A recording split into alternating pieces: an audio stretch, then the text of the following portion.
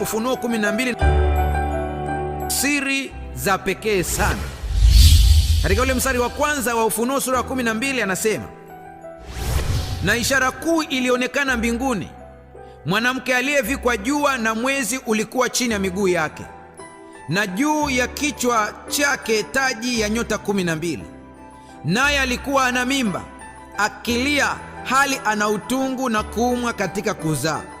Ikaonekana ishara nyingine mbinguni, na tazama, joka kubwa jekundu alikuwa na vichwa 7 na pembe 10, na juu ya vichwa vyake vilemba 7.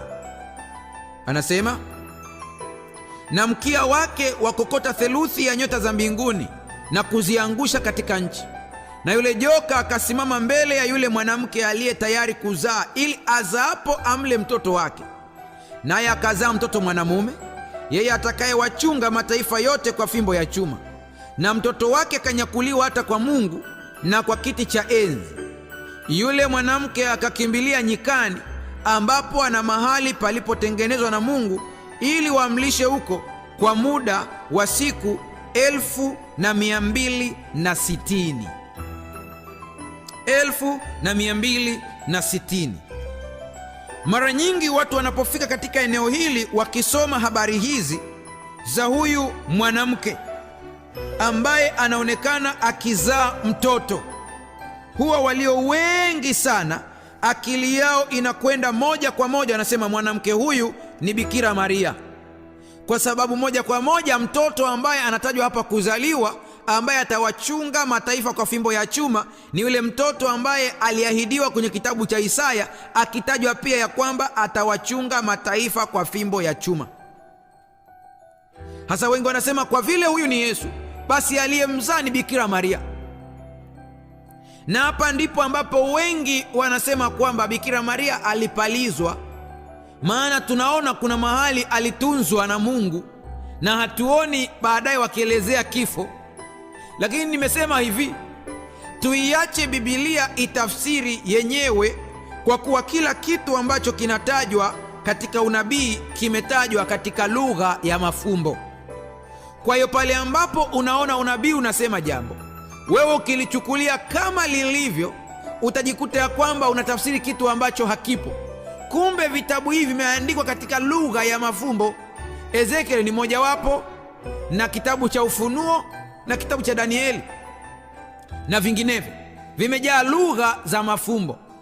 Sasa naposema na ishara kuu ilionekana mbinguni, mwanamke aliyevikwa jua na mwezi ulikuwa chini ya miguu yake, na juu ya kichwa chake taji ya nyota 12, naye alikuwa na mimba. Hasa kabla ya kushuka tuangalie mwanamke anavyokuwa na mimba, hebu tuanze kwanza tuangalie kwamba mwanamke huyu ni nani katika unabii. Na ili tujue kwamba mwanamke huyu ni nani katika unabii, inatupasa sasa tuanze kuangalia Biblia inasema nini. Hebu tuanze na kitabu cha Hosea sura ya 2. Hosea sura ya 2, ambayo ndiyo naona kwamba tukianza nayo itakuwa imetusaidia sana. Hosea sura ile ya 2, tuangalie ule mstari wa 19 na wa 20. Anasema nini? Anasema mstari wa 19, anasema, nami nitakuposa uwe wangu kwa milele, naam, nitakuposa kwa haki na kwa hukumu na kwa ufadhili na kwa rehema. Nami nitakuposa kwa uaminifu, nawe utamjua Bwana. Kwa hiyo kuna habari ya kuposana inatajwa hapa, na kwa Kiebrania anaposema mtu wa kuposa mwingine, mara nyingi ni mwanamume ndiye humposa mwanamke. Kwa hiyo kuna ambaye anatajwa hapa ya kwamba anaposwa. Ni nani huyu? Ni Israeli.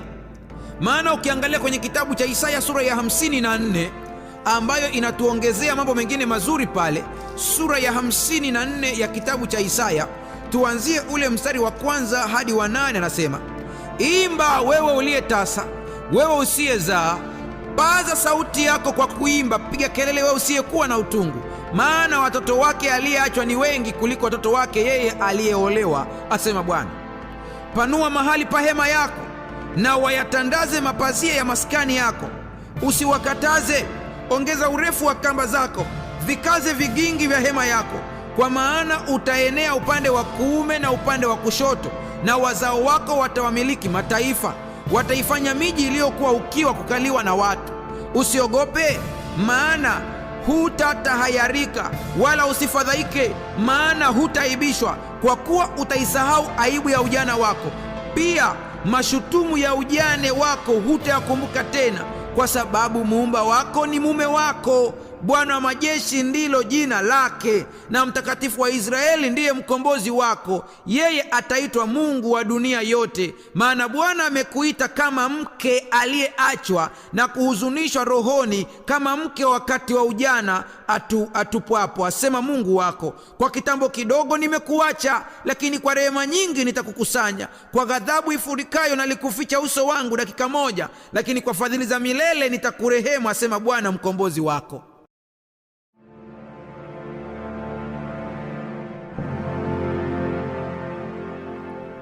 Taifa la Israeli limefananishwa na mwanamke. Kwa hiyo unabii unaposema mwanamke unamaanisha tofauti na tunavyofikiri sisi. Sasa unamaanisha nini? Maana tumeona pote Hosea anaonyesha Israeli, Isaya anasema Israeli. Sasa katika kitabu cha Ufunuo basi anamaanisha nini? Basi hebu tuende pia na Agano Jipya tuone kwamba nalo linasemaje juu ya mambo haya.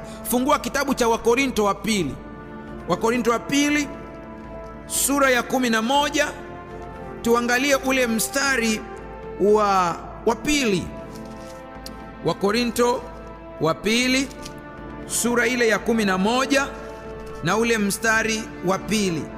Sikiliza: maana nawaonea wivu wa Mungu, kwa kuwa naliwaposea mume mmoja, ili nimletee Kristo bikira safi.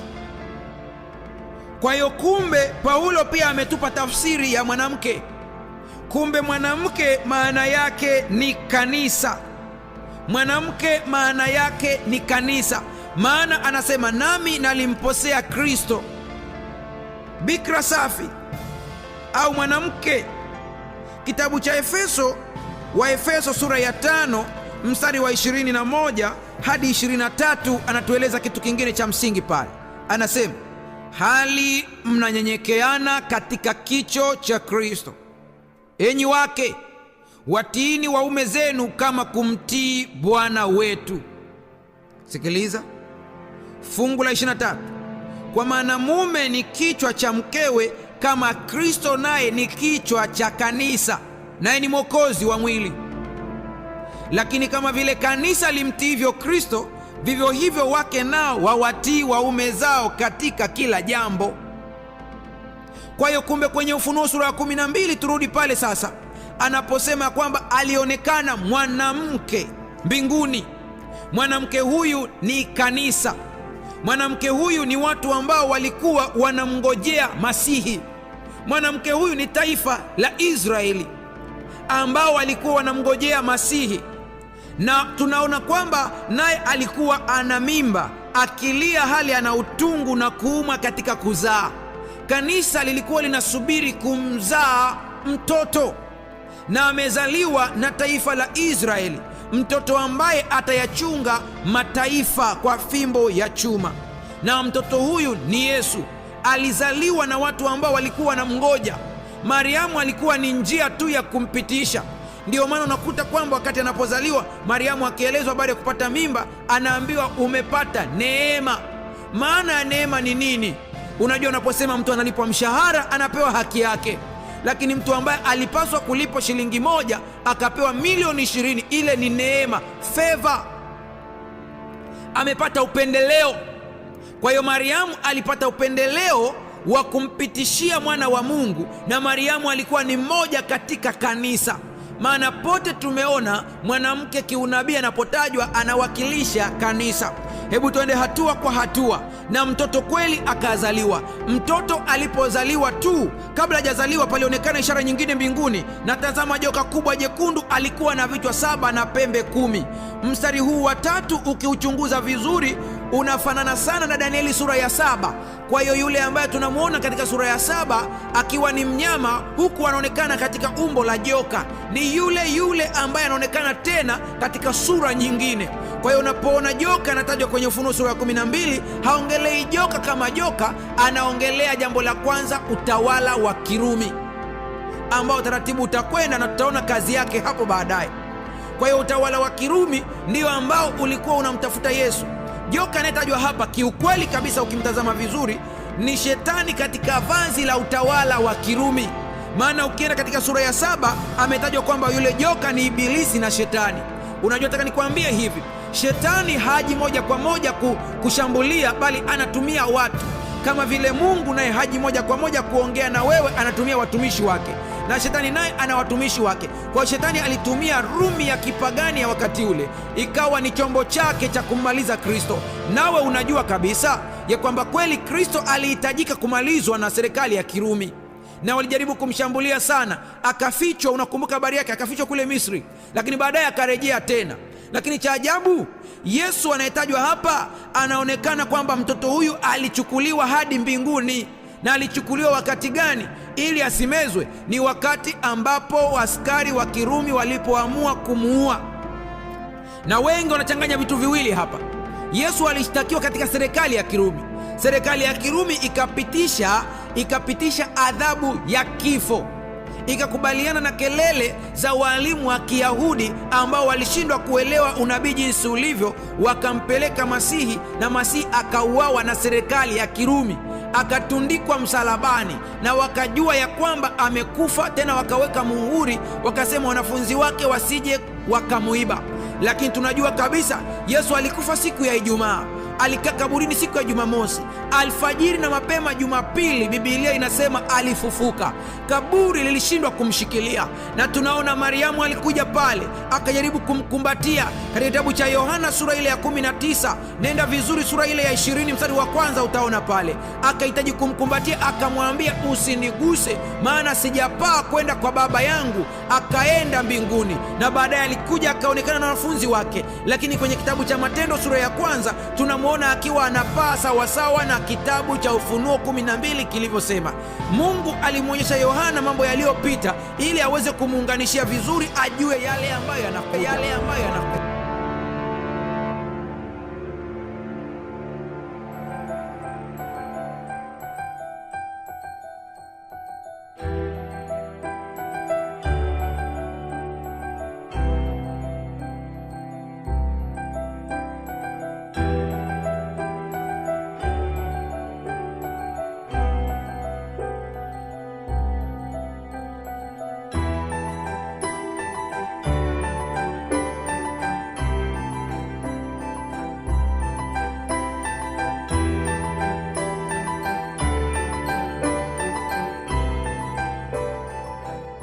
Tunapokwenda moja kwa moja katika sura ya 12 ya Ufunuo mstari wa 13, tunaona kile ambacho kinasemwa tena pale. Mstari wa 13 tunasema, na joka yule alipoona ya kuwa ametupwa katika nchi, alimuudhi mwanamke yule aliyemzaa mtoto mwanamume. Tunamsema hapa mwanamke ni nani? Tumeona mwanamke ni kanisa. Joka ni nani? Joka ni utawala wa Kirumi, lakini anakwenda kumuudhi tena mwanamke. Lakini kumbuka katika sura ya 9, sura ya 12 mstari wa 9 anasema, yule mwanamke akakimbilia nyikani, ambapo ana mahali palipotengenezwa na Mungu, ili wamlishe huko kwa muda wa siku 1260. Twende vizuri, tutaona mahesabu haya kwamba je, kanisa lilienda porini kwa huo muda? Twende tu vizuri tuone jinsi inavyokuwa. Mstari wa 14, mwanamke yule akapewa mabawa mawili ya tai yule mkubwa, ili aruke aende zake nyikani, hata mahali pake hapo alishwapo kwa wakati na nyakati na nusu wakati, mbali na nyoka huyo. Nyoka akatoa katika kinywa chake nyuma ya huyo mwanamke maji kama mto, amfanye kuchukuliwa na mto ule. Nchi ikamsaidia mwanamke, nchi ikafunua kinywa chake, ikaumeza mto ule aliyoutoa yule joka katika kinywa chake. Joka akamkasirikia yule mwanamke, akaenda zake afanye vita juu ya wazao wake waliosalia, wazishikao amri za Mungu na kuwa na ushuhuda wa Yesu, naye akasimama juu ya mchanga wa bahari. Hebu twende vizuri tuangalie unabii jinsi ambavyo unajitafsiri wenyewe vizuri kabisa. Tumeona kwamba joka huyu ulikuwa ni utawala wa Kirumi, lakini ni shetani katika utawala wa Kirumi, na tumeona ambavyo ulijaribu kushambulia mara ya kwanza kumuua mtoto Yesu, lakini baadaye katika ule mstari wa 13 tunaona utawala wa Kirumi huu tena unatafuta kanisa ili uweze kuliangamiza. Na mnakumbuka vizuri kabisa katika mfululizo wa vipindi hivi tuliona jinsi gani serikali ya Kirumi ilianza kupambana vizuri kabisa, ikapambana ili iweze kumaliza wafuasi wa Kristo. Lakini sikiliza, Biblia inatuonyesha sura nyingine. Kumbuka huyu joka ambaye tunamwona anaonekana akiwa na vichwa 7 na pembe 10. Kwa hiyo ni utawala ule ule wa Kirumi, lakini baadaye unakuja kuonekana katika Rumi ya Kikristo ukiwa na vazi la Kikristo na unaanza kulishambulia kanisa. Utajiuliza swali, inakuwaje tena kanisa lishambuliwe na Rumi ya kipagani, alafu baadaye Rumi inapompokea Kristo tena inakuja kutesa kanisa? Maana yake ni nini? Unakumbuka tulisema vizuri ya kwamba kuna wakati ambapo kanisa lilichangamana na upagani. Kwa hiyo sera za kipagani zikaingizwa taratibu ndani ya kanisa, na taratibu kanisa likaanza kuwa na mamlaka sawa kabisa na serikali. Wakashika vitu viwili, wakashika dini, wakashika na serikali. Mambo haya yalitokea na kweli tuliyaona katika historia jinsi yalivyokuwa, pamoja na kwamba serikali ya Kirumi ile ya kipagani ilisababisha mateso makubwa sana kwa Wakristo. Tukaona wengi wakiwa wamekufa, tukaona wengi wakiwa wanapelekwa katika mazuu yenye wanyama, wanaachiwa hapo wanyama wanawararua.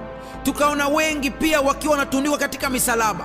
Tukaona pia na wengine wakiwa wanachinjwa, na wengine wakiwa wananyongwa, wengine wakiwa wanachomewa nyumba zao.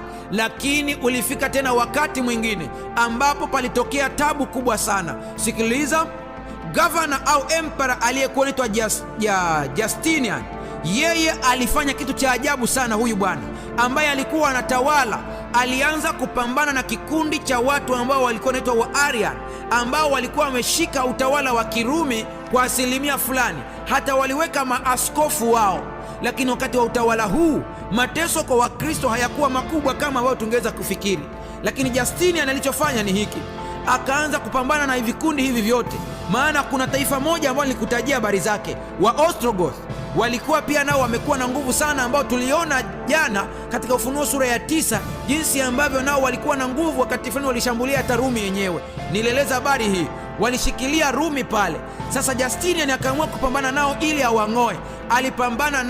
Alipambana nao lakini ilipofika Machi mwaka wa 538 AD alifanikiwa chini ya jenerali ambaye alikuwa anaitwa Belisarius, ambaye alifika akawang'oa kabisa wa Ostrogoth pale katika Rumi. Alipowatoa kabisa pale huyu bwana, ndipo Justinian akatangaza akasema ya kwamba sasa askofu wa Rumi ndiye askofu wa makanisa yote ya Kikristo.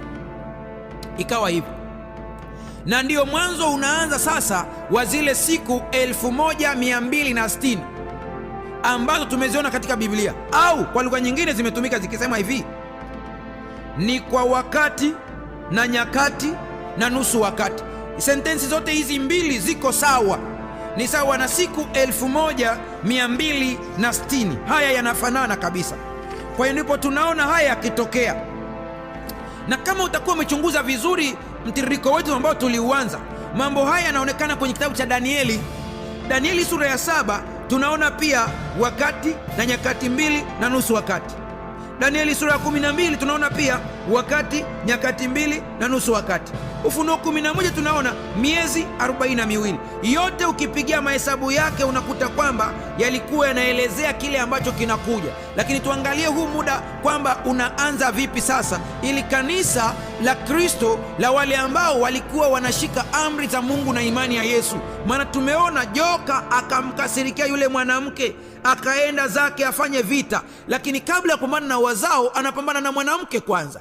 Anapomshambulia mwanamke huyu anachukuliwa, anakwenda porini, anakaa nyikani kwa muda ambao Mungu aliupanga. Sikiliza nikwambie, Machi 538 AD, wakati Huyu askofu wa Rumi alipotangazwa kwamba ndiye mtawala wa makanisa yote, ilibidi makanisa yote ya Kikristo yaliyokuwepo yafuate utaratibu kutoka Rumi, yafuate utaratibu kutoka kwa askofu huyu. Ikiwa ni imani, lazima yeye ndiye aweze kusema muamini nini na msiamini kipi.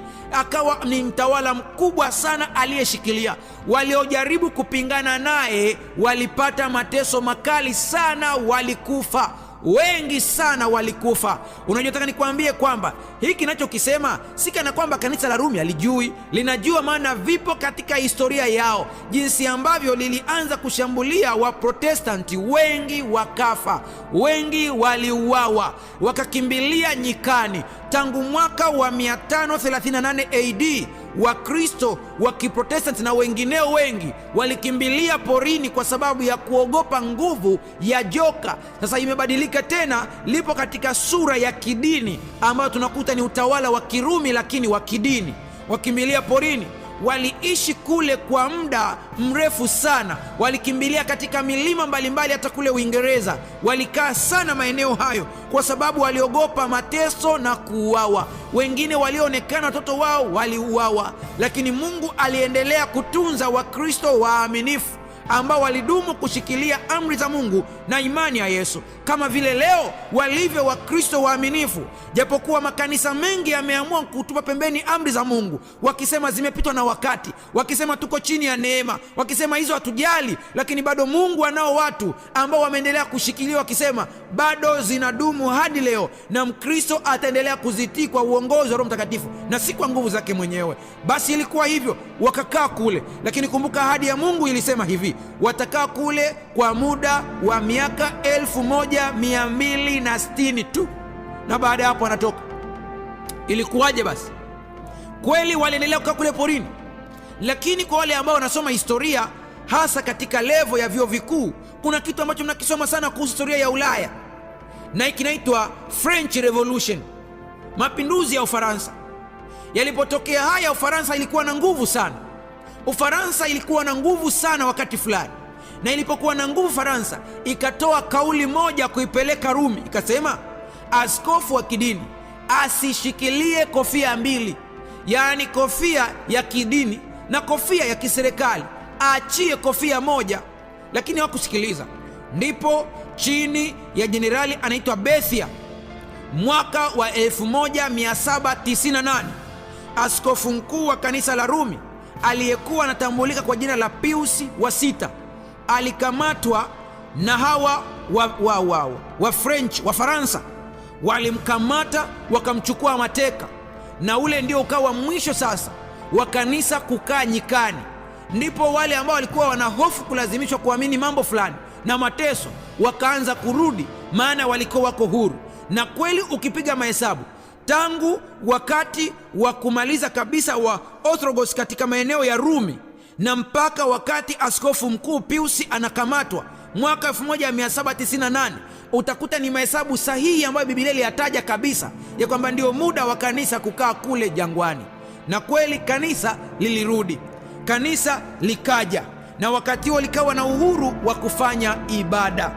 Nataka nikwambie kwamba matukio yote ambayo unaona katika historia ni matukio ambayo yametabiriwa. Hata ambayo unayaona leo hii yalishatabiriwa, ni kwa sababu tu watu wameamua kuacha Biblia, na hata kama wanayo, wameamua kuitafsiri wanavyotaka ili kujiridhisha wao, sio kuangalia neno linasema nini.